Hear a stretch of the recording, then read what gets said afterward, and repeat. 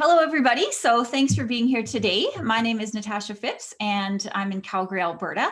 I am an investment specialist realtor here. I have a team of agents, and we run Phipps Real Estate Group out of CIR Realty here in Calgary.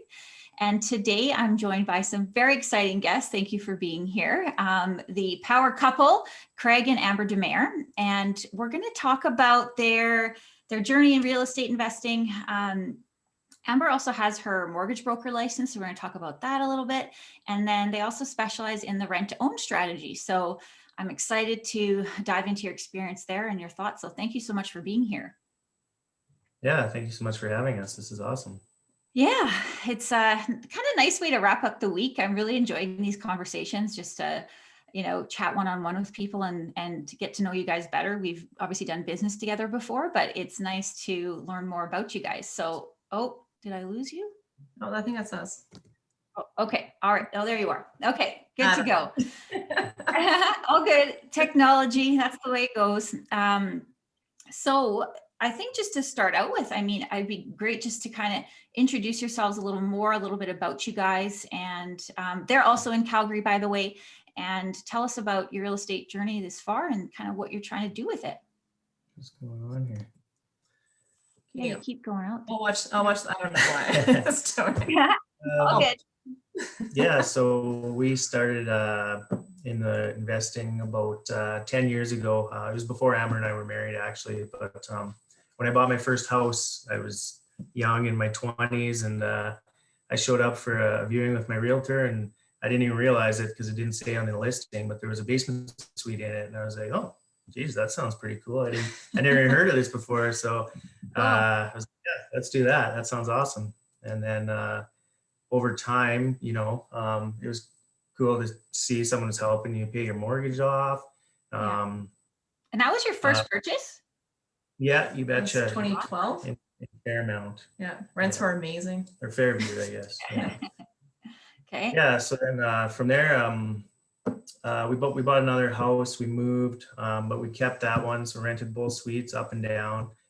And so we had one property and it was performing well. And a few years later, we had some equity built up. So we kind of went from there. And that's such a good example of getting started, that I really want young people starting out who are buying their first property to think about it that way. Like, your first property can be your first income property later on. And like, that's so lucky. That's how it turned out. But that set you up for all these other things. So I think that's pretty cool. And so today, where has this journey taken you? Like, are you still focused on long-term buy and hold strategy? I know you do rent to own, but is the overall picture creating that long-term portfolio to kind of carry you into retirement? Yeah, I'd say it's a combination of both. We do have 6 buy and hold properties. They're all suited. One of them we're actually taking possession of next week. We're going to put a basement suite in it and do the BRRRR strategy on it. But yeah, we diversified a bit and to do some shorter term investments. So we decided to do some rent homes as well. Because our first home, so when we had Craig's home, and then when I moved to Calgary with my family, we rented for a year, and then we're like, okay, we need to purchase, get everyone settled in an area. So we chose Auburn Bay. So the first home was a starter home. Mm-hmm. And then when we were pregnant with Callie, we quickly outgrew that home. And so that's how we started to implement the rent to own strategy, was on our first property. Because it's the same, because that would have been 2018, I guess. No. When you moved here. So just like, because the market was kind of taking a dip along in that time. So that's how, like, Craig's like amazing with numbers. So it was like a beautiful mind in our office, and he crunched the numbers out, and he's just like, we do this strategy, then this is how we're going to make that much more. So we really capitalized on that opportunity as well. Mm-hmm. And then we just kind of, I kept buying rental properties from there, like mainly in Medicine Hat, where our families are from. Okay. And so we've got a good team there, because my sister does pretty much all the showings and schedules all the walkthroughs for us. So perfect. We're spoiled in that regards. And then my dad's there, so he's like fixing stuff without us even knowing. We're just like, find out about it at Christmas time when he's done. Yeah. Wonderful. So it's been great so far. Yeah. Yeah, So so we have rental properties in Calgary and Medicine Hat. Mhm. And with the rent-to-owns, we've done rent-to-owns all over Alberta, actually.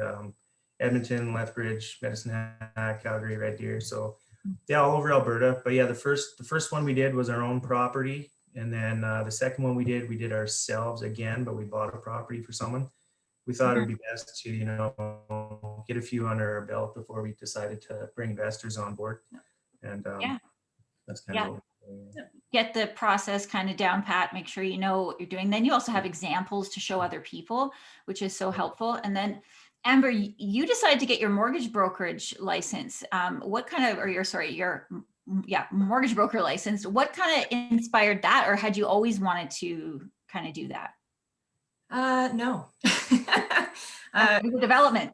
Yeah, Craig was like a good shove of like, because I was a massage therapist for 20 years. And Oh, then wow. when we started doing the real estate part, and we're just like, I think the more applications we got, the more writing we're doing. And then we're kind of relying on a bunch of people to kind of do it for us. And so it kind of came an aha moment of just like, I'm at home, like we have 2 little ones now. So they're 2 and 3.5. And so it's another nice idea just to kind of work from home. What else can we do? Yeah. So we kind of started that thought process, I guess it was August 2019. Mhm. And then when COVID hit in March and then my work got shut down, it's kind of like, well, if the universe isn't giving you a message right now, like this is the time. That was the time. And so I was lucky I could do all the testing online. So I was still able to get licensed by August. Mhm. And then, yeah, it's been rapid since then. So I got with a good brokerage, have an amazing team.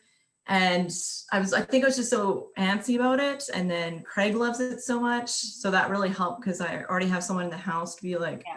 I don't know what I'm doing. And he's just like, yes, you do. You got this. And I was just like, okay, I can do this. And now it's fun because it's a good challenge. It's more of a jigsaw puzzle. Mhm. And it kind of went from just doing the physical labor that I was used to, involved with like investors like yourself and with the Keyspire group, like you just feed off their enthusiasm. So it just got to be really exciting. So yeah, it's a good start. So I'm really excited to keep going. Well, congratulations. That's pretty exciting.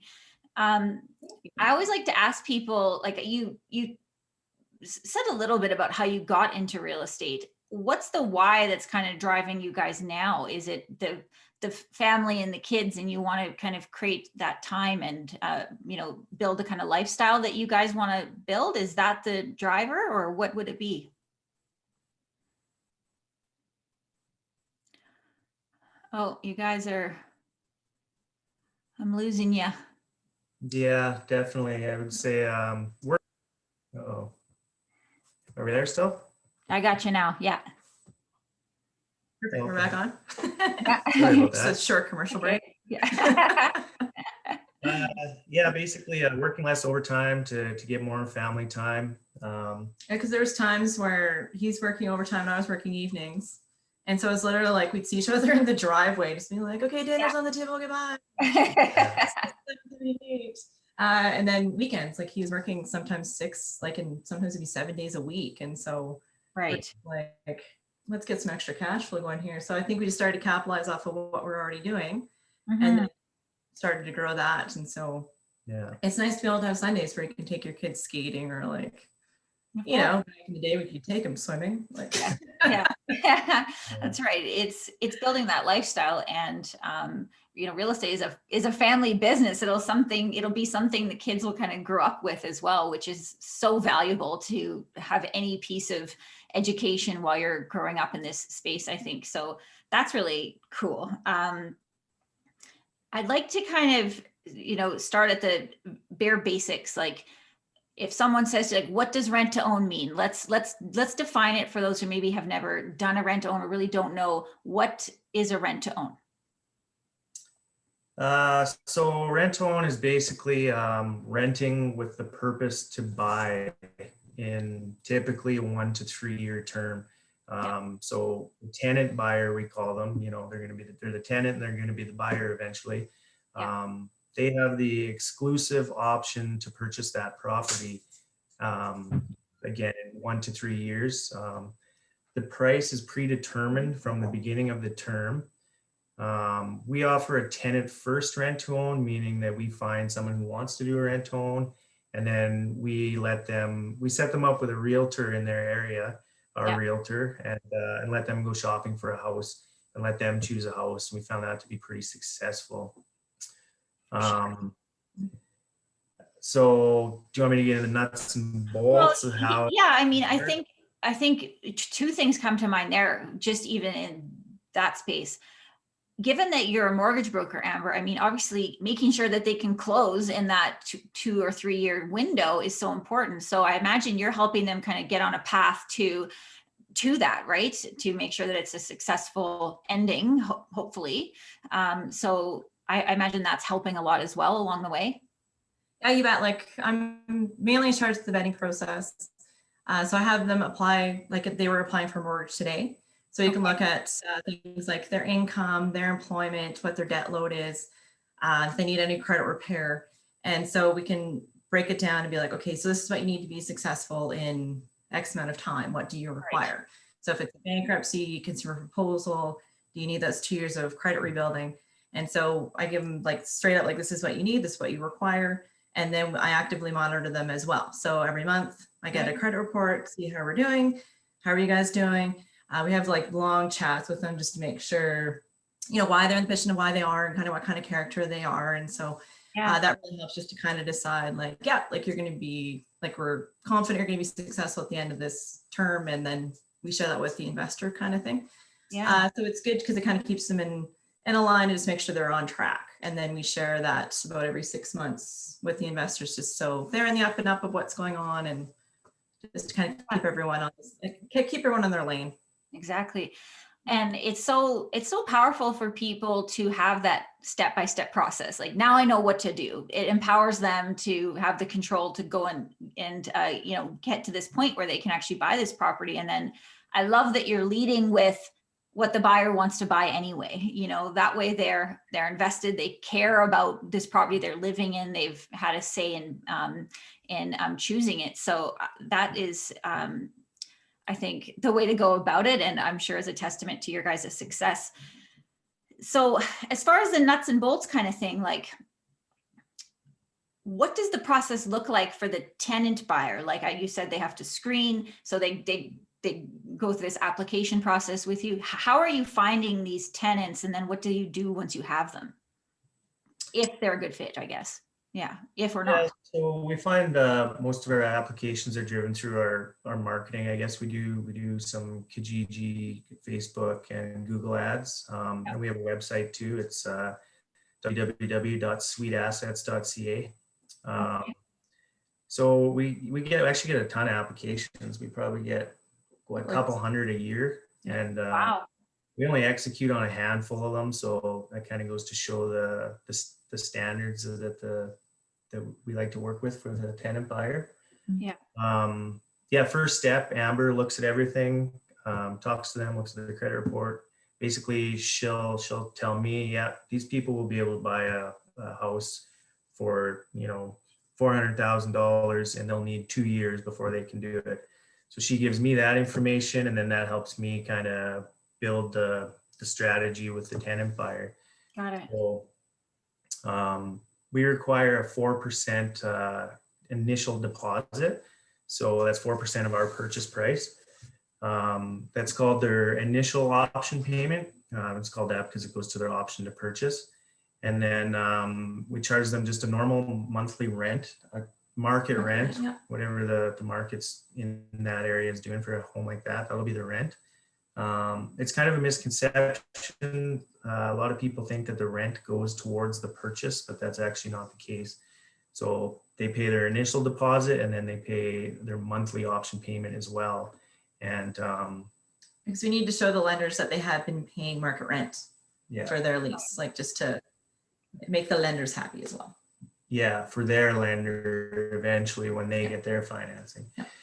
So we like to have them built up with their option payments to 10% of their purchase price by the end. And so if they're going to buy buy the home from us for $300,000, we like to have them giving us $30,000 in option payment. And that is actually what is their down payment when they get their financing at the end of the term. We use 10% because it just helps ensure success. Yeah. So then if they only need 5, then it's a bonus. Then they can take that extra and put it on their purchase price, and then they have a lower mortgage payment. Yeah. Yeah. And we also let them buy early. So say they plan on doing a 3-year term, but after 2 years, they can get a mortgage, then good for them. They buy and exit and Got it. yeah. So that option payment that they have in addition to their rent is held with you. That's correct. Yeah. Yeah, exactly. Okay. So what attracted you to this strategy, or why did you like it? Is there a kid there? No, I can just hear noise and you're like, Oh. This is the working from home lifestyle we're all dealing with right now. yeah, there's no screens. Yeah, there's no screen. I was on a Zoom yesterday and totally forgot my kids had their piano lesson, and the piano's like right against this wall here. So it was just like ding, ding, ding, ding for half an hour. Now I can't remember what I asked you. Oh, like, why do you like this strategy? So there's quite a few reasons actually. Number one, it's great to help a family get out of their rental game and into home ownership. It's quite gratifying, especially seeing their faces on move-in day when you give them the keys. That's pretty awesome. It's like we know how realtors feel. It's great. Exactly. Best day. Yeah. Yeah. It can really be a win-win when done properly. It's a good diversification away from the long-term holds. It's 1 to 3 years.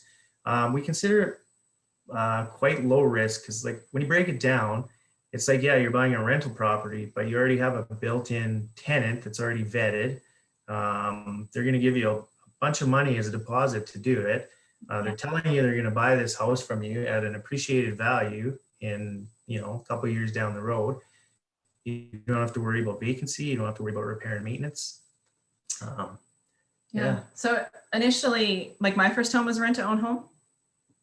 So I was a single mom, just moved from Vancouver, self-employed. So I needed time to build up my down payment, get some money in the books, that kind of thing.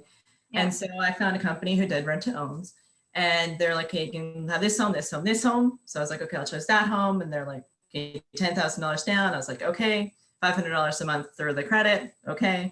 And then at the end of the 2 years, they're like, I could qualify for this home purchase.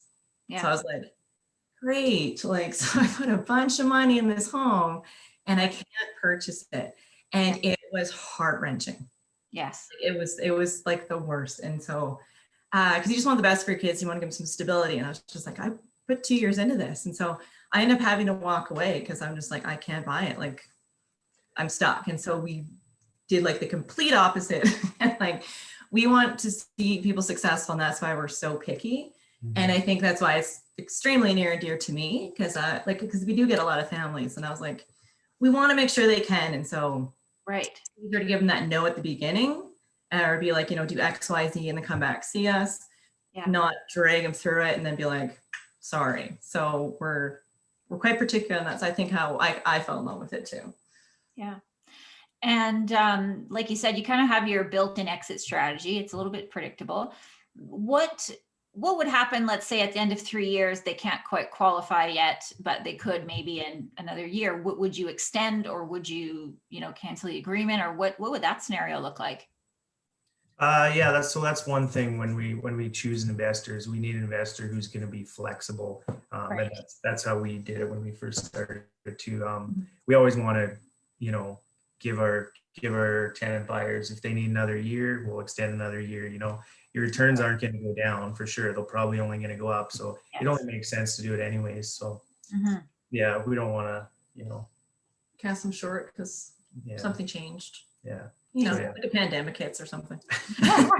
Yeah, exactly, for sure. And I think most of the kind of negative stories I hear around rent to own are from those buyers who felt like they got screwed in some sort of way. It was like, time's up, too bad, you're done. And then you lose that dollars. So it's wonderful to see that there's awesome people doing the strategy out there like you guys who are personally invested in having these people succeed. Like it only breeds more goodwill for you guys and better deals and so on and so forth. So I think that's so cool.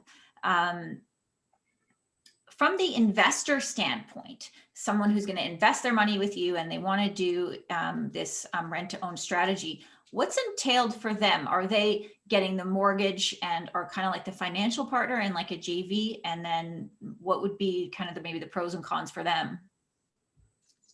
So how we do it is, we find an investor. We couldn't possibly purchase all the properties ourselves. So we bring investors in, they buy the property. So they're on title, they're on the mortgage. Yeah. And then we sign a joint venture agreement with them. And in our agreement, it basically just says we'll split the profits. But we have a clause in our agreement for the investor to buy our interest in the property. So right after the purchase and the tenant buyer moves in, they can buy our interest. And actually, this is quite popular. The investors really like this because it actually brings their returns up, and it's easier. They don't have to have a partner on the property type thing. So that's kind of how we do it. Okay. Awesome. And then obviously the kind of nice thing too for the investor partner is they're not doing any of the work. They're not having to find the, tenants and that kind of thing. And then also this investor could be located anywhere. Like they don't need to be in Calgary. They could still be investing in the Calgary market, but be located anywhere. Yeah, we have investors all across Canada, all the Maritimes, Ontario, BC. So it doesn't really matter. So we find a suitable tenant buyer, and once we do, we'll match them with an investor who's interested in helping this family. Mm-hmm. And basically, we help them along with the process. It's a bit of an advanced strategy. There's a lot of little steps that need to be done properly and in the correct order to make it work. We help out with that. And then I should say also, even when the investor buys out our interest in the property, we stay on until the investor finishes that deal to help everything go smoothly to the end as well. Right. Wow, that's great. Yeah. That's awesome. What would you say we've talked about a lot of the pros and benefits of this strategy. What would you say are the cons, or maybe things, if I was an investor looking for a partner, things I should be asking for that we may not be thinking about if we're not used to executing this strategy? Like, what are the cons or red flags to be aware of or anything like that? For an investor or for the tenant buyer? For the investor first, and then we'll maybe talk about the tenant buyer. Well, for the investor, I would say the con is, again, like I just kind of went over, that it's a bit of an advanced strategy. But if you're doing it with someone like us, or another company who's done it lots before, it kind of reduces your risks. I don't know. Do you think there's any cons for the investor? It might get stretched out. Yeah, I guess the investment could be a little longer than you originally thought. Yeah. There's just so many pros. Which is that with any strategy. I mean, really any strategy can go longer than you think or not quite work out on the timeline you think. So I think that's, pretty standard. Mm-hmm. And then what about for the tenant? What should they be looking out for? Well, they definitely want to make sure that they've been pre-qualified, that they're going to be able to qualify for the home in the end. As Amber gave in her example, they didn't do that for her. That's kind of why rent to own has got a bad name in the past, I think. A lot of companies don't really. No due diligence, really. They don't care. To find out if you'll qualify or not. Because we have applications come in, we've had a pretty good handful so far this year, even where they're putting in the application because they're like, this happened, we can't get a mortgage. And then I'm going through it and I was just like, actually, you can get a mortgage. So there's a lot of education behind it, because mortgages are like the biggest purchase you'll ever make in your life. And it's super exciting. And there's a lot of moving parts. There's little details sometimes gets missed. Mm-hmm. And I think for some tenant buyers who approach us and they qualify for the program, they're a great fit. sometimes they're in that position because they have these habits or these beliefs or misunderstandings about finances or handling their money or how, Right. Mortgages work or how credit works. And so it's just even instilling some of that education in them and make sure like they do understand it, like keeping your credit cards below 50% of the limit and never making late payments and things like that. So a lot of people just had that miss somewhere. And so it's nice to be able to have someone do the due diligence of like, you need to do this, and are you doing this? Like just keep them accountable, like, like a workout buddy, just making sure they're staying on track and they're doing their thing. Exactly. And even like you said, they may qualify, but maybe they only went to their one bank and their one bank said no. And that just is a testament to the difference between speaking to a mortgage broker and your one bank. I mean, you have so many more options you can offer them to get them to their goal. So that alone for just a regular buyer, like always go speak to a mortgage broker as well, because you may get a very different answer. We've actually had people too that apply for rent to own without even actually trying to get a mortgage, where Amber has just been like, yeah, we can get you a mortgage right now. And that's pretty gratifying. Yeah, that's right. They just had no idea, basically. Yeah. And so it's nice when they like at least approach us first, because I pulled our credit bureau once. And then I can go and look through lenders, or if you're going for like to TD and then to Scotia and then BMO, like everyone's pulling your credit bureau. Right. So now it's like not getting into I've had too many pulls situation. So yeah, for sure. Yeah, for sure. I like this question that you guys kind of thought of, and I'm sure it's something you get asked is, have you ever had a deal gone bad? And if so, what happened? Or if not, then awesome. But I'd love to hear your answer to that question. So we've been pretty successful. We did have one deal here in Calgary that the tenant buyers, the husband ended up losing his job and they ended up moving back to Ontario where they were from. Right. But they knew what they were getting into, so they walked away. And unfortunately, they lost their deposit. But what we did is we just put another tenant buyer in there for our investors. In the end, it worked out just fine for our investor. His returns will probably actually be a bit better.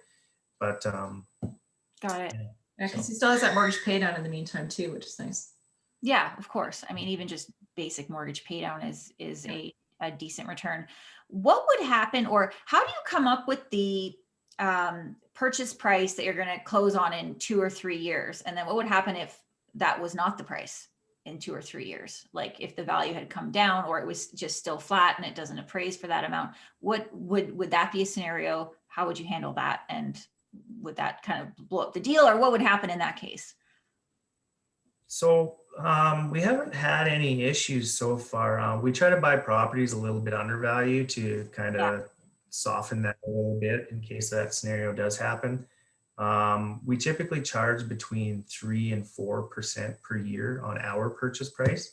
If like I said, we haven't had any issues. The banks haven't been pushing back at all so far, but I think that's a bit of a testament to buying undervalued. Exactly. And but I mean, if they did, there'd be a few options. I mean, we could extend the term, a year or two, allow them to build up some more, or they could pay us out the cash difference, I guess, in what the bank would loan to them and what it was. Or I mean, even if it came down to it, I guess we could drop the price of the purchase price if everyone was on board with that. There's a few options that we could do, but we've been pretty successful so far. Yeah, like we have an amazing team, and like realtors are the unsung heroes when it comes to the renting process. Because our realtors we work with are very good at choosing a home that definitely is sellable if like worst case scenario should happen. They're really good at getting the prices that we're looking for. Like I'd say our realtors are bulldogs. We're there like, this is our price, and no, like it has to work. Yeah, exactly. We're like, this is the number. And I think with tenant buyers, they get that too, that like everything kind of has to jive. So we do our best to kind of accommodate everyone. And then everyone has to be a little bit flexible. I think so. So good. Well, that's great. And you said that you were working with properties like across Alberta. Would the process look the same no matter if I was a tenant buyer in I don't know, like Northern Alberta or Medicine Hat, like, are you doing all your vetting online right now? I would imagine anyway, so it doesn't really matter where you're located. Yeah, pretty much. Like that's kind of like the beauty of COVID is that Yeah. you can do everything via Zoom and online now. Yeah. And so I think for the most part, yeah, like we've focused in Alberta mainly because I'm licensed here. Yeah. And then our investors get to be from anywhere, which is the same concept. We can do it online anywhere. Exactly. Yeah. So if I was a investor and I wanted to reach out to you guys, what particularly are you looking for from the investor? It just as like an initial pre-screen. Obviously, you want them to qualify for the mortgage. We're in that average price point of property that we're trying to look for. And then would they just reach out to you directly and you would see if it's a good fit? Yeah, so usually once we find a tenant buyer who we know is going to be doing a purchase, then we'll start reaching out to investors and we'll find one who wants to take on that deal. Okay. As far as an investor that we want to work with, we look for good people who appreciate, wanting to help families, and again, are going to be flexible if they need an extension down the line. Yeah. Anyone who wants to make, a good return and have really no work to put into it. It's very passive, which is nice. Yeah. Yeah. Super passive. Exactly. Yeah. Okay. So you guys mentioned your website as well. So for anyone listening, we will put all their contact information, obviously, in the comments and that. So whether you're a tenant buyer or you know someone who may be a tenant buyer, absolutely share their information. And they have a very easy application right on your website that makes it easy. Is there anything else you kind of want people to know about this strategy or you guys that maybe we didn't cover? No, you're thorough. I don't know. I think I mean, obviously there's going to be variances between deals to deals and stuff, but the goal of this was, recently, there's a lot more talk about needing creative strategies moving forward here in the next couple of years. And I think, finding people like yourselves who are experienced in this field is the way to go if you want to get into something creative. So I just thank you so much for being here. But I think we did a pretty good job of breaking down what a rent to own is and kind of how people would get started with you. So I always ask, what's your one kind of like, maybe fun or unusual? Do you have any like funny or weird real estate story or something that's happened to you that you could kind of share with the world, or some sort of tidbit that you think or piece of advice that people should know based on the experience that you guys have had? Some little fun closing something. Oh geez, thanks for putting us on the spot. Yeah, I know. I have to do it every time. My favorite was the last home that we purchased, and there's a standing mixer there, like the old like KitchenAid standing mixer. And I'm like, they left this behind, and I'm like, can I take it? Because I'm like, it's really nice. Was that in Medicine Hat? That was, yeah. It's like presents and presents. I was like, yes, it's the best purchase ever. Have you ever found anything weird, anything unexpected in a house after you've taken possession? No, I don't think so. I mean, we've found a lot of stuff. People often leave a lot of stuff, but nothing real strange yet. Yeah, no, for sure. Nothing like the stories I see on Facebook and stuff. I bought a house once, and like the basement was finished and like fully drywalled and everything. And when we started ripping everything apart, we found there was nothing in there, thank God. But you like took down the drywall, and there was like another little room, sort of. And there was no foundation, but it was framed out of the foundation, but then it was drywalled over and it had it was like dirt at the bottom of this room. And I'm like, there's a body in there for sure. Like, I'm terrified. Like, this is scary. But no, I didn't climb in there, but one of our guys climbed in there and there was nothing in there, but I was terrified there for a few minutes for sure. So it turns out the house we bought's bigger than we thought. Awesome. Yeah, exactly. I was like, why would they? I was really interested. I feel like they probably, when they were building the house, I bet you that whoever was building it decided they wanted the kitchen above to kind of have one of those bowed kind of windows, or to be like kind of like a jut out from the kitchen. And I bet you that was added after, because it's the only explanation I could possibly think of. But Yeah, oh, that's kind of cool. yeah, Just a that was kind of cool. Yeah. Yeah, there was nothing. I was hoping there'd be like buried treasure or something in there, but no. Yeah, that's what I was thinking. Yeah. Oh yeah. So, okay. Well, I think we did an amazing job covering rent to owns. Everyone, please go follow Craig and Amber if you're not already following them out there. We'll leave all their information below. And if you're looking for a mortgage broker, absolutely reach out to Amber as well. And other than that, I just thank you guys so much for being here today, and hope it was some fun on a Friday. Oh yeah, it's always fun talking real estate. Yeah, thank you so much for having us. This was a blast. Awesome. Well, thanks so much, guys. And like I said, I'll leave all their information below. Go check them out. And yeah, they're an amazing couple here in Calgary. And just have a good rest of your day, guys. Thanks, Thanks, you too. you too. Take care. Bye-bye.